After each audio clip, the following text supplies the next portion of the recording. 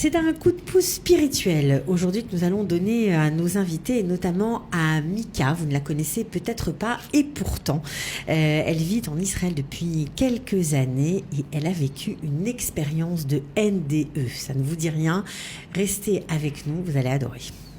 Coup de pouce, découvrez le savoir-faire et les idées des entrepreneurs au Lim.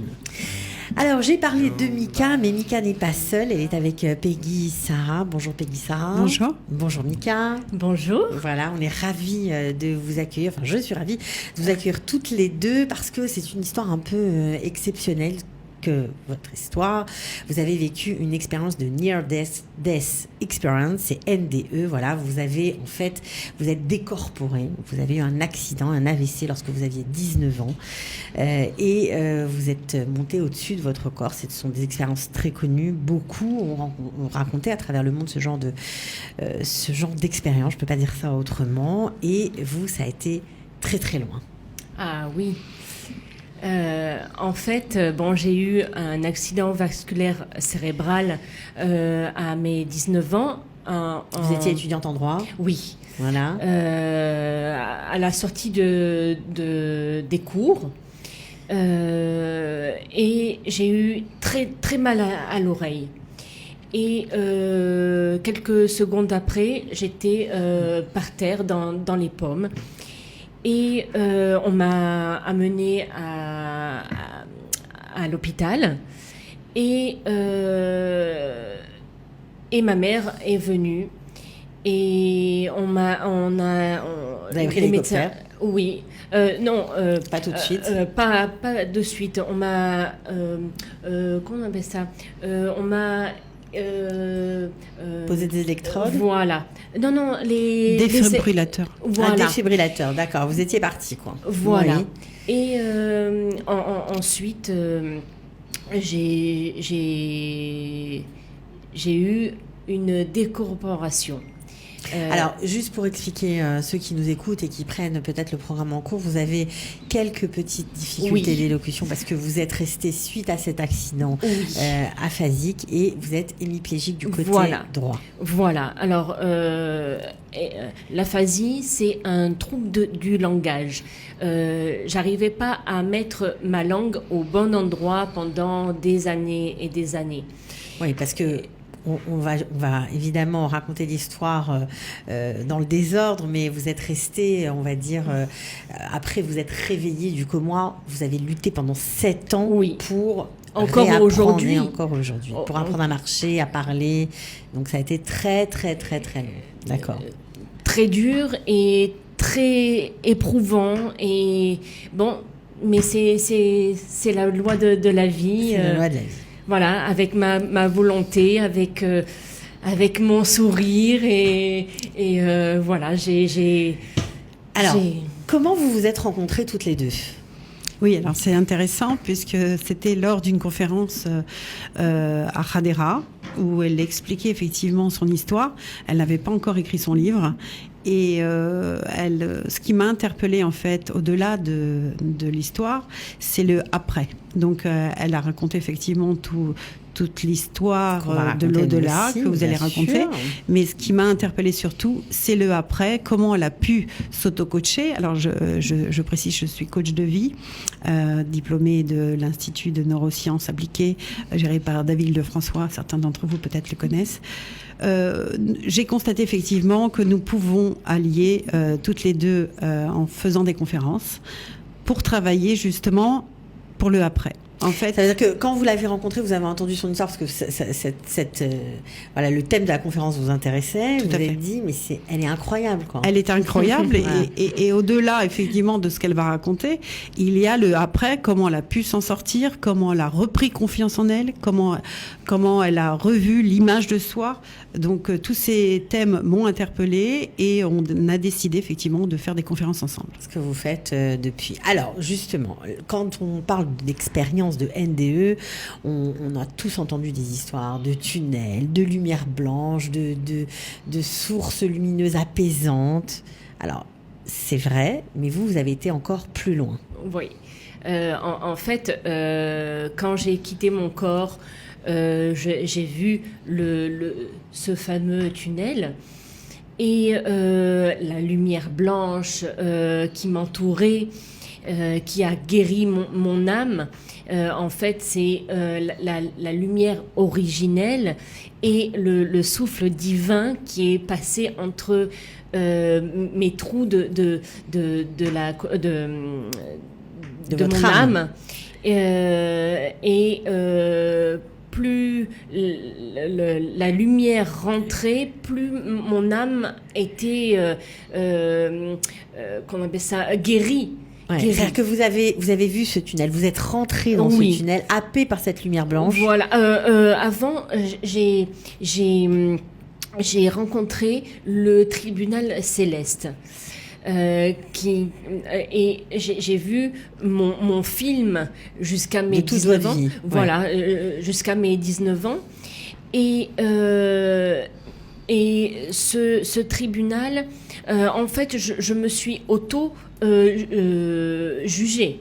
C'est-à-dire qu'ils vous ont passé le film de votre vie et à chaque fois qu'il y avait quelque chose, parce que vous aviez 19 ans, j'imagine que vous n'aviez pas fait de la contrebande, ni tué quelqu'un, donc forcément les actions qui n'étaient pas tout à fait au point, c'était plutôt des paroles. Voilà, que j'ai dites à mon frère ou à des amis, à des gens, etc., à vos parents. Voilà, il faut comprendre que le mot, le verbe est créateur.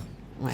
Et si on dit à une personne qui est un peu triste, pas voilà, bien, sans savoir, mais voilà. combien, et qu'on rajoute une couche, voilà, eh bien, c'est destructeur. Voilà. Et il faut penser à bien réfléchir à ce qu'on dit. Voilà. Tourner sa langue. Voilà, tourner la langue 7 fois dans la bouche, parce que le verbe, il est créateur, il est... Donc dans le bon sens comme dans le mauvais. Et oui, Absolument. Et Donc, mais oui. dire de bonnes paroles, c'est toujours bénéfique. Oui. D'accord. Alors, c'est fou parce que vous avez été loin, vous avez vu ce tribunal céleste. En général, on nous dit tu restes, tu t'en vas, etc. C'est comme ça que c'est ce qu'on a entendu, ce qu'on a lu dans de nombreux livres. Mais là, pour vous avez poursuivi votre chemin et vous êtes sorti du tunnel et ça, peu le font. Voilà. Tout à fait. Et je suis sortie du tunnel et j'ai vu la lumière blanche qui m'entourait. On se sent bien, il paraît. Oh là là. Mais d'un bien... en fait, c'était le nirvana. Est-ce qu'on cherche ce bien-être toute la vie après ? Mais oui, Ouais. mais oui, On le retrouve pas. mais si. Ah, on le retrouve. Mais ah, bah, si. vous êtes la première que j'entends dire ça, d'accord. Si on fait une introspection, si on cherche qui on est et qu'est-ce qu'on vaut avec nos valeurs, avec nos capacités. Mm-hmm. Quelle est sa mission aussi, mais oui, mais c'est à l'intérieur du ventre. C'est le bonheur, il est il est à l'intérieur de nous. On n'a pas besoin de le chercher autre part. Il est en nous. Il est là. Ok. Alors, vous avez poursuivi. Qu'est-ce qui s'est passé ensuite ? Une fois que vous avez dépassé ce tunnel, vous avez vu la lumière, votre âme a été réparée. Voilà. Alors, qu'est-ce qui est arrivé ? Alors, l'âme de mon grand-père est venue me voir. Et il m'a dit, Mika, c'est pas ton heure. Tu vas redescendre, mais avant... Si tu veux, oui, vous allez laisser le choix. Ah oui, il y a le libre arbitre. D'accord. Hein, il m'a dit, voilà, je vais t'apprendre des choses essentielles. Qu'est-ce qu'on fait en haut, le pourquoi et le comment. Et il m'a montré ces fameux paliers. En fait, c'était des séphirotes. Il y en avait 10. Le plus bas, c'est le bas astral. C'est le palier où c'est pour les gens d'une certaine catégorie. Les personnes qui se sont suicidées. Ok. Les personnes qui ont tué. Les personnes qui sont mortes trop rapidement. Mort violente. Voilà. Mort violente, d'accord. Et ils n'ont pas le temps de voir leur mort et ils n'ont pas compris leur vie sur Terre. Voilà. D'accord. Donc tout ça, ça c'est le premier, la voilà. première sphère. Mais ensuite, il y a 10 paliers. Voilà, mais ce palier, il faut se remettre en cause. En disant, voilà, j'ai tué, pourquoi et comment. Est-ce que dans notre vie, je vais encore le faire? Et parce vous non seulement vous rencontrez votre grand-père, il vous explique tous ces paliers, mais il vous parle aussi de notions très juives, très kabbalistiques, somme toute. C'est ça qui est assez incroyable. Oui, mais oui. Et il vous parle de réincarnation. Alors, il m'a montré, et moi j'étais... moi, j'adore les surprises. Et j'étais spectateur de tout ça. Voilà. Il m'a montré une vieille âme en haut et une femme enceinte sur la terre. Oui, parce qu'on a l'impression que tout est très clair, qu'on voit la terre, qu'on voit les gens, qu'il n'y a pas de dimension spatiale. Enfin, en tout cas, tout est mélangé, quoi. Ah non, il y a la terre et... Mais vous voyez. Voilà. D'accord. Oui. Et une dimension supérieure. D'accord. Et cette vieille âme s'est réincarnée devant vos yeux. Ah oui. D'accord. Oui. Qu'on appelle ça, c'était un peu un entonnoir, c'est un fil d'argent qui partait du haut vers le ventre de la dame enceinte. Et alors j'ai dit mais pourquoi il se réincarne comme ça et à quoi ça sert? Voilà, il m'a dit qu'il n'avait pas fini sa mission. Alors j'ai dit mais alors on se parlait sans parole. Voilà, par télépathie. Voilà, par télépathie. Et il m'a dit on en a tous une de mission. Et alors je dis mais pourquoi il se réincarne? Il m'a dit parce qu'il n'avait pas fini sa mission. Et ou un tikkun, qu'on appelle ça une réparation. Voilà, une réparation de l'âme, de l'âme et du corps. Bien sûr. Quand on est sur la terre, on a l'âme et le corps.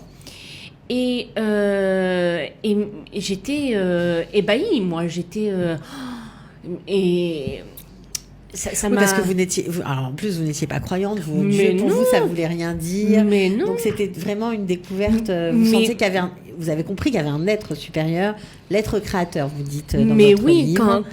Quand j'ai vu la lumière, j'ai rencontré le créateur qui m'a guéri mon âme, qui m'a ébahi. Ok. Voilà. Et alors, votre grand-père vous dit, tu vas repartir. Oui. Tu vas retourner, finir ta mission qui n'est pas terminée. Et il vous explique, alors ça c'est quand même génial, de pouvoir vivre sur Terre en connaissant sa mission. Quelle est votre mission? Alors, au départ, mon grand-père m'a dit, si tu veux redescendre, redescends. Ou si tu veux rester ici, tu peux rester. Ma mère qui est en bas avec votre corps. Voilà, m'a dit, elle me surinait, ne reste pas en haut, redescends. Il y a besoin de toi. Voilà. Alors j'étais un coup en bas et un coup en haut. Et mon grand-père m'a dit. tu vas redescendre, mais tu seras malade. Alors je dis, mais pourquoi je redescends? Il m'a dit, pour apporter la bonne parole, pour apporter tout ce que tu as vu en pour haut. raconter ce que tu as vu. Mais pour raconter. Et il m'a dit, mais tu seras malade, sans parole. Je dis, mais tu vas pas parler. Mais non. Tu ne pourras pas parler. Mais d'accord. Oui. Et il me dit, alors je dis, mais pourquoi? Comment je vais faire? Mais oui. Oui. Il m'a dit, par des bribes de mots, par une situation, par les gens que tu rencontres, tu vas parler, tu vas parler. Et il m'a dit, la dernière chose, ne pas faire de la shonara. Vous avez dit comme ça, la shonara? Pas comme ça, mais il m'a dit... Ne pas dire du mal. Voilà. Faire attention à ses paroles. Voilà, parce à que... ne pas blesser les gens. Voilà. Et il m'a dit, parce que le monde se détruit par la shonara, par toutes les médisances qu'on dit. Voilà. Que chacun prononce. Voilà. Au lieu de se juger à soi, personnellement. Voilà.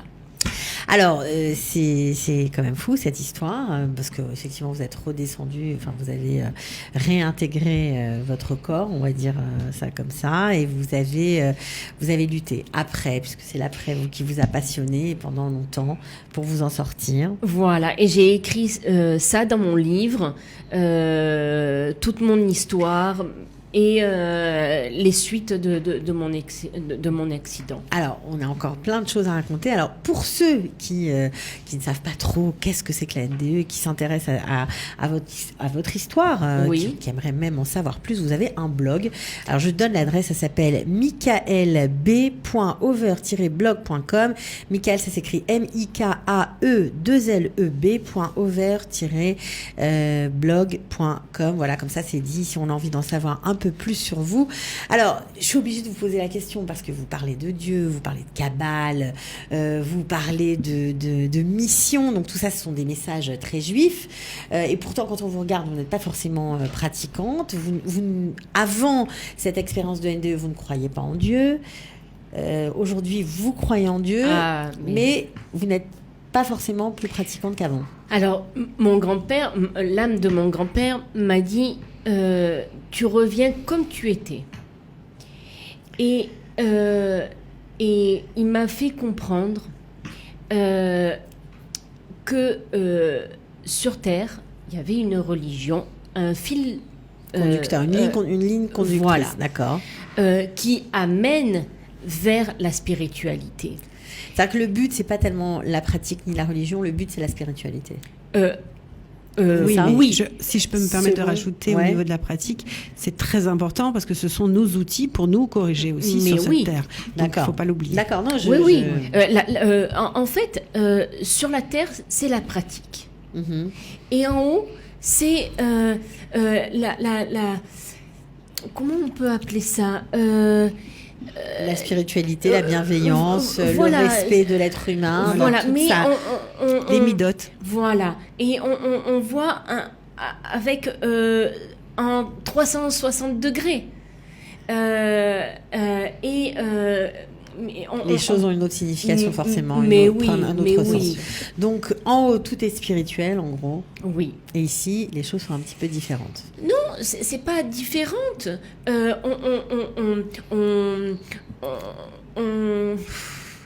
On élève le matériel vers le spirituel. Voilà, voilà, merci. De rien, Mika. Si on fait la religion bien, qu'on se dit... Que les choses ont un sens pour nous. Voilà, par exemple, si on prend la Torah, on dit, voilà, alors, je lis une phrase, qu'est-ce que ça m'apporte ? Avec Kavana, en fait. Voilà. Qu'est-ce que ça me fait à moi ? Voilà. Et là, on peut aller vers la spiritualité. D'accord. Bon, mais vous, apparemment, vous y êtes déjà. Merci. D'accord. Alors, bon, c'est une histoire incroyable. J'imagine que ça passionnera beaucoup de nos auditeurs. Donc, vous, ça vous a vraiment interpellé parce que elle s'est auto-corrigée. Absolument. Donc, en fait, elle a développé toutes les techniques de coaching qu'on peut rencontrer. C'est la raison pour laquelle Vous l'accompagnez aujourd'hui. J'accompagne et j'organise. On organise ensemble des conférences pour justement travailler notre âme. Alors, comment travailler notre âme? Avec différents thèmes sur la confiance en soi, l'estime de soi, l'image de soi, sur nos peurs, sur nos croyances, toutes nos émotions. Donc, différentes techniques qui vont nous permettre effectivement de nous corriger. Parce que le but, a priori, du message que Mika passe, c'est se corriger sur Terre pour arriver à des paliers. Se corriger et ne pas être dans le jugement, apparemment. Oui. Être plutôt dans la bienveillance. Voilà, mais en fait, c'est à nous de nous autocorriger. Voilà. Nous avons une boîte à outils justement personnelle qui nous permet de pouvoir puiser nos forces, nos énergies et de pouvoir les mettre au service de notre vie. Alors, est-ce que vous avez une page Facebook, Mika? Alors oui, c'est le lien de l'infini, le groupe du lien de l'infini. Voilà. D'accord. Voilà. Alors, comme ça, là-bas, on vous trouve, on peut communiquer avec vous. Il y aura peut-être publier là-bas les conférences aussi. Oui, il y aura des conférences, oui. Et moi, personnellement, effectivement, je donne des séances de coaching pour justement se corriger personnellement, puisque je suis coach de vie. Voilà. Donc là, on peut vous trouver aussi. Vous avez une page Facebook, Peggy? Oui. Alors, oui. Peggy, Sarah, on vous trouve aussi. Absolument. On peut échanger avec vous, on peut vous poser des questions. Absolument. D'accord. Et puis... n'hésitez pas. Bon, en tout cas, merci d'avoir partagé cette expérience, on va dire, hors du commun, c'est le moins qu'on puisse dire. Merci à vous. On vous souhaite quand même, je peux vous souhaiter une longue vie quand même. Mais oui.